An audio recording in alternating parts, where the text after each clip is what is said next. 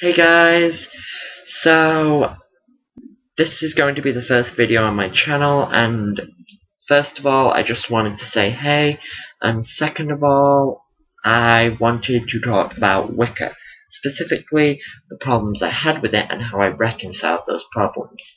So, first of all, sorry about the quality of my camera, it's just webcam, so what are you gonna do?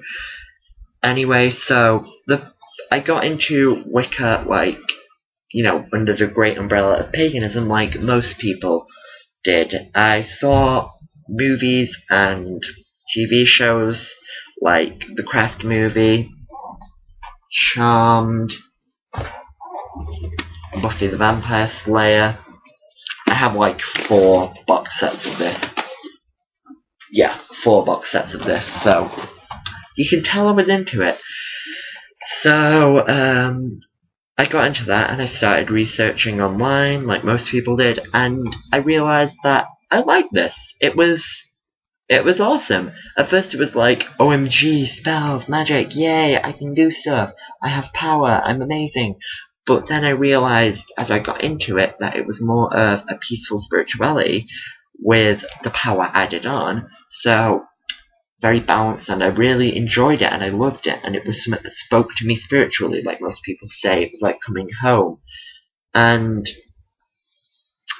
for a while it was really great, but after about 2 years of practicing Wicca I realised that there were some things that just didn't work for me at all at the time. I did not understand them and I never thought I would.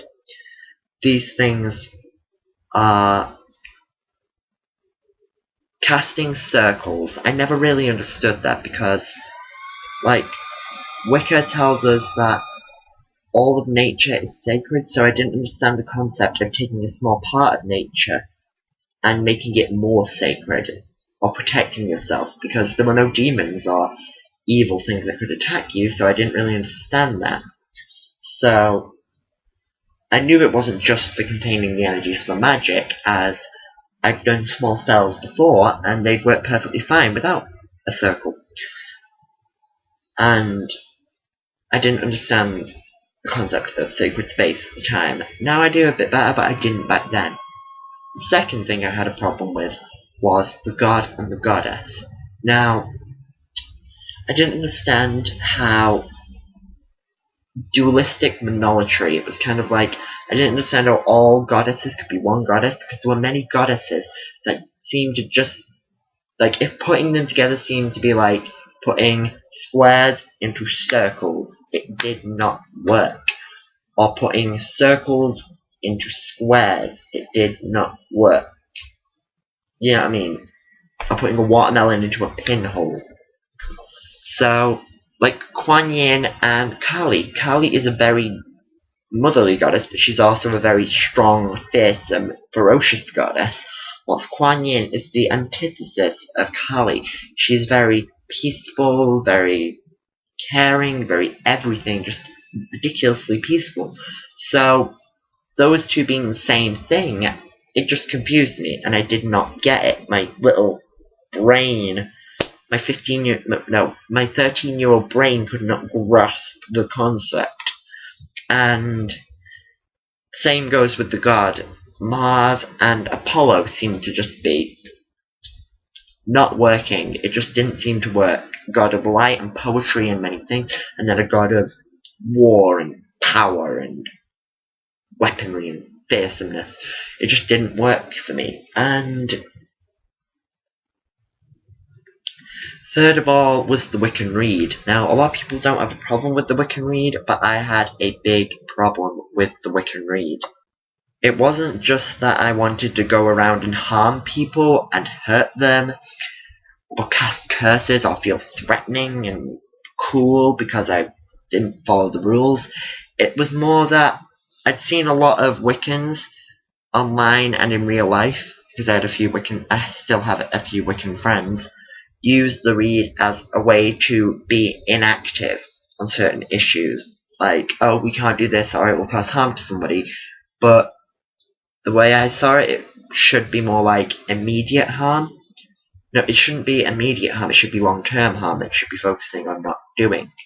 So, yeah, those are what I had problems with.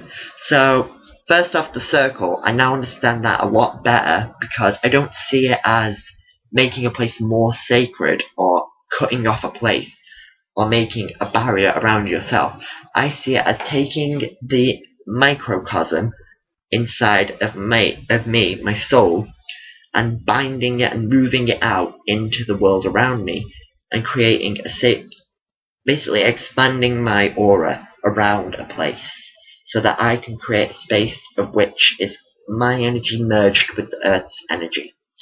And yeah, that may seem really new agey and hippie, but it makes sense to me.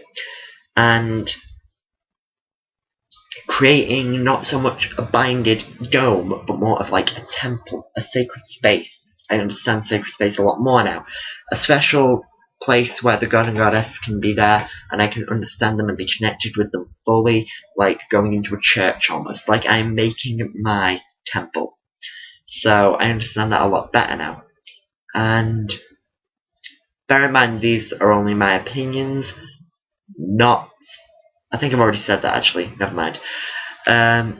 So, the second thing, gods and goddesses, I understand that a lot better now through looking at Hinduism, because I understand now that they're not saying that each god and goddess are the same god and goddess, or goddess, yeah? They're saying that each god is a facet, a piece of the great god's personality. Some gods reflect the same piece, and some gods reflect different pieces, and all of them together create the god. Same with the goddess, like a diamond with many facets, which is a proverb that I saw somewhere. I forgot where I found it. If anyone knows where that's from, please post it in the comments. So, they're all parts of the god and the goddess, not that all gods and goddesses are the same god and goddess, just they're different parts of one greater god and goddess. Like Brahma in Hinduism is the universal being, the universal force, and then each individual god and goddess in Hinduism is a piece of that universal force that's come down to manifest and teach and do stuff for the world. So, yeah. Thirdly, the Wiccan read. I decided to not look at it as such as one statement, because if you look at it at face value, it is not the best guideline to live by. If you live by that 100%, you would not be the best person in the world. Because, for example, CPR, you have to harm somebody in CPR. There's a chance when doing the rhythm that you break someone's rib, but do you not do CPR because you might harm someone? No. You have to do it. And one Wiccan said online that the person might want to die.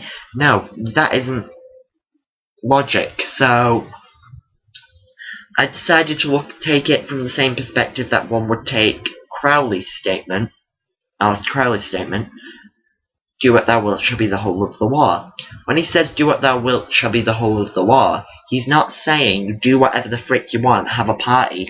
He's saying the will is the higher self, the greater consciousness that we try and access through divination and other magical workings, yeah, and that we're trying to evolve spiritually. So you don't take that at face value. So do what thou will, do what your higher self is your law. You follow your higher self, not your mundane physical self. So if we don't take that at face value, we shouldn't take and harm none, do what you will at face value. I split it into two segments, and it harm none and do what ye will. And it harm none is one extreme of being completely inactive and not harming anyone, because we have to understand that everything we do in this world will harm something or someone physically, and that's inevitable. But we also have to understand that on the do what you will side, it's another extreme, doing whatever you want, and that causes way more harm than needs to be done. So, if we combine them, we create a philosophy of understanding the effects we have on things and trying to minimize harm, but not trying to think that we can completely stop harm, because we have to be wiser than that. So, taking it at face value isn't the best thing, but going deeper into it and trying to understand what the statement actually means can actually create a very good philosophy. But at face value, it's practically a worthless statement. So, now that I've understood these things after going back through all the things that I had problems with and trying to reconcile with them, I have reconciled my own spirituality, and I now consider myself Wiccan again.